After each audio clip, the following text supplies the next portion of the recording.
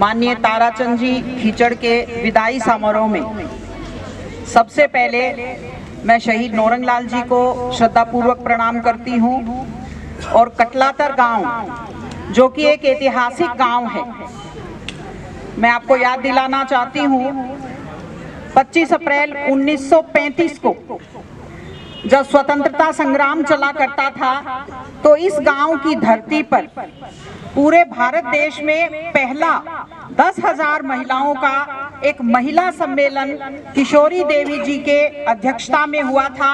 माननीय ऋणमल सिंह जी की धर्मपत्नी उसमें उपस्थित थी। मैं कटलादर की धरती को प्रणाम करती हूँ। हमारे बीच आदरणीय ऋणमल सिंह जी उपस्थित हैं, स्वतंत्रता सेनानी हैं, पूर्व शिक्षक रहे हैं, पूर्व सैनिक रहे हैं, किसान नेता, विधायक रहे हैं, कृषि उपज मंडी के चेयरमैन रहे हैं। आज जो कृषि उपज मंडी विशाल प्रांगण जो उसका हम देखते हैं वो आदरणीय ऋणमल सिंह जी की देन है। मैं हाथ जोड़कर उनको प्रणाम करती हूँ। यहाँ मंच पर उपस्थित सभी सम्माननीय जन, यहाँ सामने उपस्थित ग्राम के सभी वरिष्ठ कनिष्ठ जन, स्टाफ के सभी मेंबर्स, विशेषकर मेरी बहनें और बेटियां जो टीचर्स हैं, उनका मैं विनम्र अभिवादन और अभिनंदन करती हूं। और सामने बैठे हुए आप प्यारे प्यारे बच्चे जो तारों से भी चमकदार हैं और फूलों से भी ज्यादा सुंदर हैं, आपको ढेर सारा आशीर्वाद देती हूं। कुछ लोग धूप में काफी देर से बैठे हैं, मैं संक्षेप में बोलूंगी। सबसे पहले मैं बच्चों से ये कहना चाहती हूँ कि बाबा साहब अम्बेडकर ने कहा था, शिक्षा शेरनी का दूध होता है, शिक्षा शेरनी का दूध होता है, जो इसको पी लेता है वो शेर की तरह दहाड़ता है। तो आप सब लोग अभी इसी प्रक्रिया में हैं।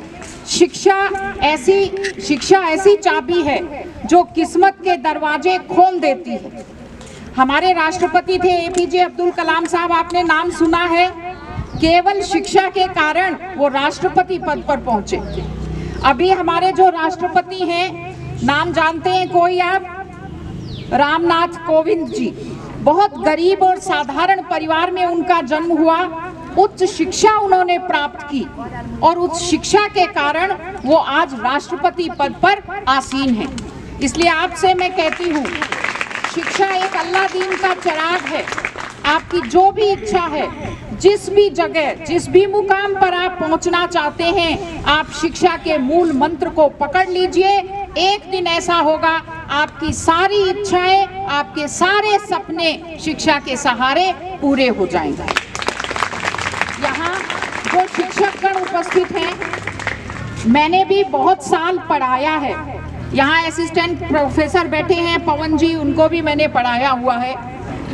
तो आप सबसे मैं निवेदन करती हूँ, इस समाज में सबसे ज़्यादा हम सम्मान अगर देते थे तो डॉक्टर्स को देते थे और टीचर्स को देते थे। डॉक्टर्स तो केवल मानव की देह के साथ डील करते हैं, देह की बीमारी को सुधारते हैं, लेकिन टीचर्स केवल शरीर को नहीं, वो एक जीते जागते पूरे व्यक्तित्व को संवारने का और सुधारने का काम करते हैं। और सरकारी स्कूलों की धरती को तो मैं प्रणाम करती हूँ। मैं तो खुद कभी प्राइवेट स्कूल में नहीं पढ़ी। जो मेरी शिक्षा है, जो भी मुझे जिंदगी में मिला है, उसके लिए मैं सरकारी स्कूलों की ही ऋणी हूँ। सरकारी स्कूल वो स्थान है, मंदिर से भी पवित्र, जो एक साधारण से गरीब परिवार के बच्चे को भी बड़े से बड़े पद पर पहुंचा सकता है, उनके सपनों को पूरा कर सकता है। तो मैं आप सब लोगों से निवेदन करती हूँ, आपके हाथ में बच्चों का जीवन है, आप बच्चों के संपर्क में रहते हैं और बच्चे अगर अच्छी बॉन्डिंग हो तो माँ बाप से भी ज्यादा अपने टीचर्स की बात का विश्वास करते हैं। वो मानते हैं हमारे टीचर कभी गलत नहीं कह सकते। और एक अच्छा टीचर जिंदगी भर बच्चे को याद रहता है। इसलिए आपसे निवेदन करती हूँ, बच्चे को किताब के अलावा भी आप संस्कार देने की कोशिश करें। हमारे पास जो बच्चियां हैं उनको हम एक सशक्त नारी बनाने का प्रयास करें, उनको हम ये बताएं कि जिंदगी में कैसी चुनौतियों का उन्हें सामना करना पड़ सकता है, जिंदगी में क्या क्या समस्याएं आ सकती हैं, कैसे उन्हें निपटना चाहिए, कैसे जिंदगी को टैकल करना चाहिए, कैसे एक सफल, अच्छा और सार्थक जीवन जी सकते हैं, कैसे हम इस तरह से चलें कि हमारी भी उन्नति हो और साथ में हमारे परिवार की, हमारे समाज की और हमारे देश की भी उन्नति हो। ये शिक्षा आप लोग बच्चों को दें, ऐसा मेरा आपसे निवेदन है। और आज माननीय ताराचंद जी का रिटायरमेंट आज है। ताराचंद जी की सबसे बड़ा जो गुण है, बहुत सरल प्रकृति के व्यक्ति हैं, मन में कुछ भी पाप नहीं, निष्पाप बहुत है, जो बात मन में होती है उसको स्पष्ट कह देते हैं। और जिंदगी में अध्यापक के रूप में तो आप लोग अभी बता ही रहे थे, एक पेरेंट्स के रूप में भी एक व्यक्ति की भूमिका एक अध्यापक की होती है। और मैं इस बात के लिए इनकी साधना को प्रणाम करती हूँ कि कैसे इन्होंने अपने तीनों बच्चों को कितना योग्य बनाया है, शिक्षा भी बहुत अच्छी दी है।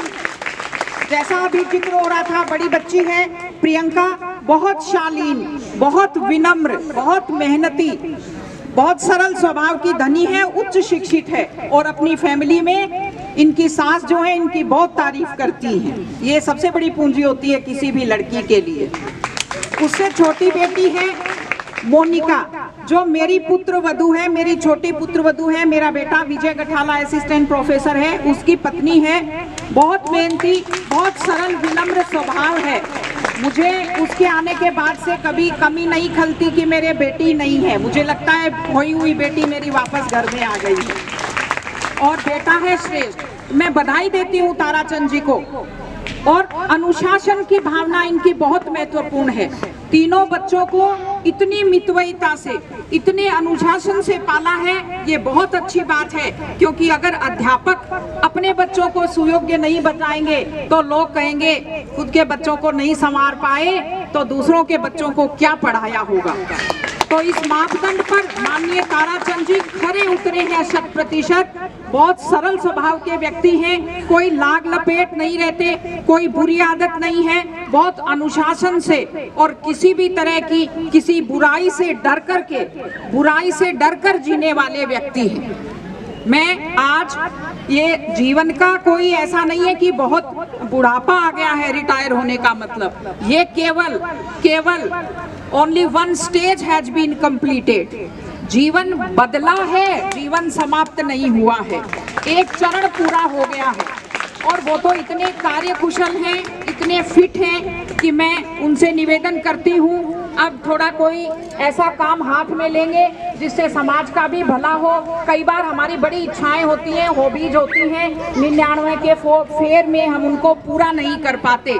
तो मेरे ख्याल से ये समय है कि हम अपने किसी शौक को पूरा करें, हम अपनी कुछ इच्छाओं को पूरा करें, हम और ज़्यादा सामाजिक हो जाएं और ऐसा कुछ करें कि हम अपने परिवार को, अपनी गली मोहल्ले को, अपने समाज को, गांव को, शहर को, उसकी उन्नति में हम कुछ योगदान दे सकें। चाहे वो वृक्षारोपण अभियान हो, कोई बच्चों को पढ़ाने का काम हो, कुछ भी काम कर सकते हैं। आपने विद्यालय परिवार ने हम लोगों का इतना मान सम्मान किया, इतना सुंदर कार्यक्रम आयोजित किया। मैं हाथ जोड़कर हम सब आए हुए लोगों की तरफ से आपका धन्यवाद अदा करती हूँ।